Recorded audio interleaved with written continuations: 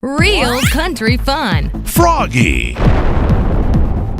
It's the Danger Show live in Nashville for CMA week with Dierks Bentley. How are you? Doing good. I'm having to look at the sheet here to Pull it out. I want to look at it. Let's check it out. You're nominated It's crazy. for so much stuff this year. That's crazy, man. That's just You're up unbelievable. for Male Vocalist of the Year, Album of the Year, Song of the Year, Single of the Year. Man. Oh, and then why not just throw in Video of the Year Yeah, as well? I know. And For Drunk on a Plane. And I love that the song and the single are different songs. That just, to me, the album's been so special. So to have two songs represented in different categories means a lot, man. I've been working on this record. I feel like my whole career trying to make this record, and it took kind of leaving the format for a little bit and making a bluegrass record, and then coming back and making the album Home a couple years ago, and just all kind of led to Riser, and it's been great. Been a great summer, been a great tour. It's been nominated for 5 CMAs. I mean, I'm just kind of blown away. You're performing? What are you going to perform? Singing Drunk on a Plane. Yeah, got to do that one. Yeah, we got a great set. It's going to look great. I'm actually headed down there after this to go do rehearsals for it, so I'm pumped. I think one of the things people love about Drunk on a Plane is that it's a sad story, but it's like it's kind of happy at the same time. It's how you deal with the heart. It is. Well, I think that what makes any song, certainly in country music, what makes those songs last and work is you have to have that tension. You can't just, if it's all fun, happy all the time, it doesn't work. It might work in pop, but in country, you have to have a story that has some tension. And even though it's like a fun party song, I mean, there's some underlying chord changes that are lonesome in the story of this guy. I mean, he got stood up at the altar, and now he's like going on a honeymoon alone. You know that's going to end poorly. So it has that happiness to it. It has that fun stuff, but also has that underlying tension, which I think makes good songs good. It's like in life, how do we get through things sometimes? Dude, yeah, you got to throw them back a little bit here and there, the Irish know what they're doing. That's what right. Definitely an Irish American sitting next to you here. When we were here last year, we were talking a whole bunch about hockey. You're a big hockey player. Yeah, man. And we were talking about the Penguins. One of our, I don't know if you know about Ali Mata from the Penguins. He was diagnosed. He had a cancer in his neck. Last week was no, I know that. Hockey Fights for Cancer this past week with the Penguins, and he's having surgery this week to have the tumor removed. They did say, though, they think he'll make a full recovery. Oh, that's good, man. Yeah, I got a lot of that going around. Just a lot of friends are now fighting, battling cancer. It's unbelievable. I don't know if it's just you get to be a little bit older, and it's just, instead of people getting married, you find a lot of people getting divorced, but a lot of cancer going around. So yeah, it's something that's I'm taking more of an interest in just because it's really affecting some people I love. Actually, a woman that works at the Station Inn here in Nashville, which is the bluegrass place where I really got my start, she's going to be my date.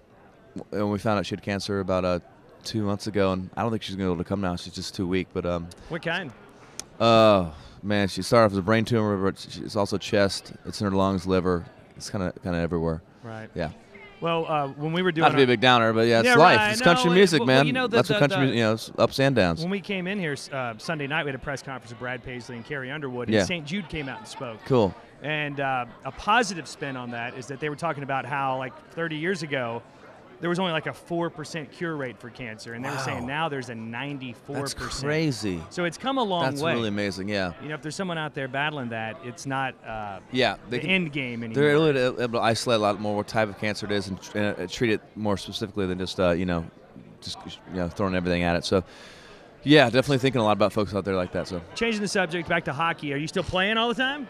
You know what? I've taken a year off just because we had our third kid, Knox, and it's just I've been touring nonstop this year. I've been gone a lot. I had 25 weekends in a row, straight in a row gone, and it's a lot for my wife. And so when I'm home, I really try to be home. And I like being home. I don't want to go leave the house at all. I have so much fun on the road. I'm out there on the road. We're great shows, best fans, awesome times. I got my Jeep out there. I go tailgating with the fans. We play golf. We have so much fun. When I come home, I'm done with the guys. I don't need any more dude time. I don't need a man cave. I just want to be like engulfed by my family, and so I don't leave the house much this year. Next year, January, skates coming back out again. I have 5 kids, so I'm exactly the way you are. When I get home, it's just time to wrestle, and 3 of mine are below 5. Before you get out of the seat here in the Froggy booth in Nashville. Wait, go ahead. That's hardcore, dude. Wow, that's hardcore. Got it before you leave this booth. Heinz Field this summer with Luke Bryan. Yes. How cool was that? I mean, first of all, it was the biggest crowd ever at a show in Pittsburgh. 55,000 people. But you two on stage, faced side by side. Unreal.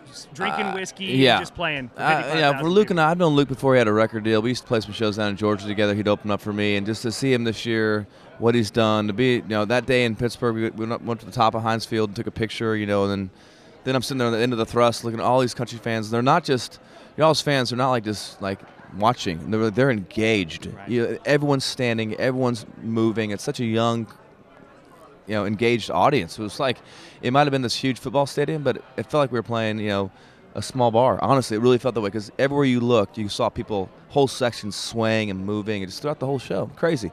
And it's a lot about just country music fans in general, but also obviously about what Luke's doing right now. And it was one of the most enjoyable days of my career, but also one of the most proud days for Luke. And I'm proud to be a country singer. It was awesome. 5 nominations Wednesday night at the CMA Awards for Dierks Bentley. Buddies with Luke Bryan, but he's never started wearing skinny jeans. They're pretty tight. I got to be honest. Circulation's getting a little cut off. About time for me to stand up again. If we can put 55,000 people in an arena, we'll all start wearing skinny jeans. You know what I mean? If it works, it works. Good luck. Good luck Wednesday Thanks, night. dude. I appreciate it. No one deserves to win some awards more than you. I appreciate it. It'd be fun to actually see if they are as heavy as people say they are. So I'd like to hold one. Be the first thing you think when this is really heavy. We'll look for that. We're live in Nashville, CMA Week with Froggy.